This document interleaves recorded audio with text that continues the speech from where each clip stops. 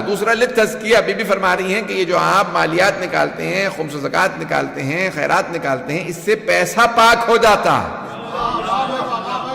تزکیہ یعنی جس طرح سے انسان کا نفس کو پاک کرنا ہوتا ہے، جسم کو پاک کرنا ہوتا ہے، ویسے ہی مال کو بھی پاک کیا جاتا ہے۔ اب دو چار جملے کہوں گا سخت ترین، اور جس کو ہضم نہ ہو تو میرا قصور نہیں ہے۔ یہاں تک فقہا کا فتویٰ ہے کہ اگر آپ نے خمس نہیں نکالا اور جن پیسوں سے آپ نے لباس خرید لیا، تو اب آپ کے کیونکہ پیسے پاک نہیں تھے، لباس غصبی ہے، ایسے لباس میں نماز نہیں ہوتی، امام کا حق مار رکھا ہے۔ کم از کم اتنا تو نکال دو کہ کم از کم جن پیسوں سے جو پانی لے رہے ہو وہ وضو کا پانی پاک ہو، جس لباس میں نماز پڑھ رہے ہو وہ لباس پاک ہو۔ مجھے توقع نہیں تھی کہ آپ داد دے دیں گے، میں تو کہہ رہا تھا کہ اتنے سخت جملے بول رہا ہوں، تلخ جملے بول رہا ہوں۔ عزیزان گرامی، بی بی فرما رہی ہے للتزکیہ، یہ اللہ نے خمس و زکوٰۃ رکھا ہے پیسے کے پاک کرنے کے لیے۔ ایک جملہ میں پیش کر دوں، ہمارے کمیونٹی کے بہت زیادہ لوگ کہتے ہیں، یہاں تو نہیں میں نے سنا ہے، البتہ اللہ کا شکر ہے اصلاح میں نہیں سنا ہے، لیکن میں نے عام طور سے سنا ہے شیعوں کے اندر عام طور سے، بھئی ہم یہ مولویوں کو کیوں پیسے دیں، یہ مجتہدوں کو، بڈھے مولویوں کو پیسے کیوں دیں ہم؟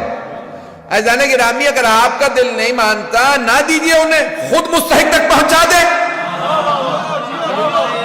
پتہ نہیں لوگ ہیں بھئی آپ کہتے ہیں کہ کسی مولوی کو ہم کیوں دیں، تو نہ دیجئے آپ مولوی کو، کم از کم خود ہی مستحق تک پہنچا دیں۔ جو غریب سید ہے اسے سہم سعادات دے دیں، اور جو غیر سید مستحق ہے اسے سہم امام سے دے دیں۔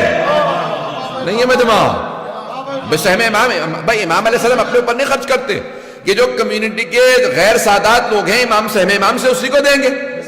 پتہ نہیں لوگ ہیں یا نہیں۔ اسی طرح سے جب آپ فطرہ نکالتے ہیں تو اس میں لکھا ہوتا ہے باکس سادات کا، یہ غیر سادات کا، پتہ نہیں لوگ ہیں یا نہیں۔ تو سیدوں کا فطرہ کہ سیدوں کو دے دی جائے گا، غیر سادات کا غیر سادات کو دے دی جائے گا، اور سید کا فطرہ غیر سید کو بھی دیا سکتا ہے۔ عزیزان گرامی، وہاں دونوں کو لگ سکتا ہے۔ اسی طرح سے خمس بھی ایسے ہی معاملات ہیں، آپ اگر نہیں دینا چاہتے، کسی عالم کو دل نہیں مانتا، تو خود ہی مستحق کو دے دے۔ آپ کے یہ کہنے سے کہ مولویوں کو کیوں دوں، آپ کا حق ادا نہیں ہوا، پیسہ پاک نہیں ہوا۔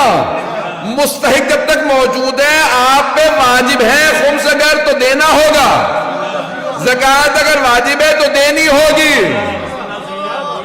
پتہ نہیں لوگ ہیں یا نہیں۔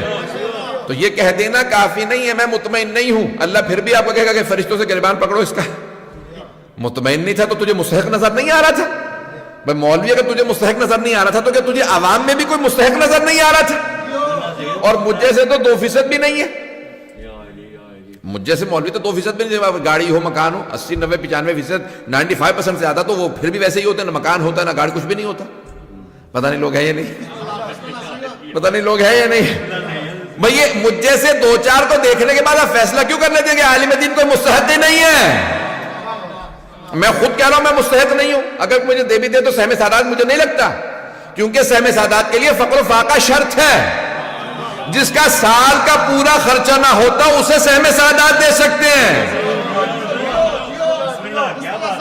جس سید کا سال کا خرچہ پورا نہیں ہوتا اس سید کو سہم سعادات دیں گے، جس غیر سید کا سال کا خرچہ پورا نہیں ہوتا اسے سہم امام سے دیں گے۔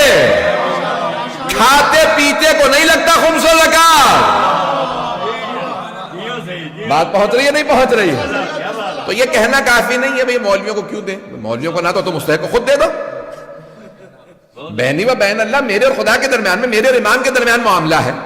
جب آپ کسی بھی پاس جا رہے ہیں شخص کے، آپ کہیں کہ بھئی کیا امام راضی ہیں اسے دوں یا نہیں؟ آپ کا دل مطمئن ہے تو دے دیجئے۔ کیا اگر امام علیہ السلام راضی ہیں اسے دینے پہ یا نہیں راضی ہیں؟ اگر آپ کا دل کہتا ہے امام راضی ہیں تو امام راضی ہیں۔ پتہ نہیں لوگ ہیں یا نہیں ہیں۔ تو خمس و زکوٰۃ ادا ہو جاتا ہے۔ عزیزان گرامی، اس لیے کوئی نہیں کہہ سکتا بھی میں مرجع کو نہیں دینا چاہتا، میں مجتہد کو نہیں دینا چاہتا، اولاً تو انہی کا سہم امام، لیکن نہیں بھی اگر دینا چاہتے تو آپ مستحقین کو خود پہنچا دیں۔ تو یہ